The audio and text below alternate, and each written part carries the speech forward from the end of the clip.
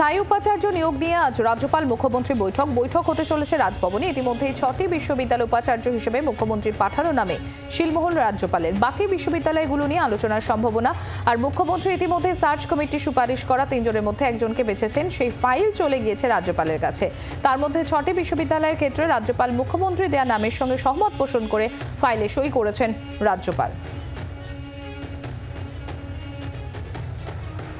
স্থায়ী উপাচার্য নিয়োগ নিয়ে আজ রাজ্যপাল মুখ্যমন্ত্রী বৈঠক হতে চলেছে রাজভবনে। ইতিমধ্যেই 6টি বিশ্ববিদ্যালয় উপাচার্য হিসেবে মুখ্যমন্ত্রী পাঠানো নামে শিলমোহর রাজ্যপালে। বাকি বিশ্ববিদ্যালয়গুলো নিয়ে আলোচনার সম্ভাবনা। মুখ্যমন্ত্রী ইতিমধ্যেই সার্চ কমিটি সুপারিশ করা 3 জনের মধ্যে একজনকে বেছেছেন। সেই ফাইল চলে গিয়েছে রাজ্যপালের কাছে। তার মধ্যে 6টি বিশ্ববিদ্যালয়ের ক্ষেত্রে রাজ্যপাল মুখ্যমন্ত্রী দেয়া নামের সঙ্গে সহমত পোষণ করে ফাইল সই করেছেন।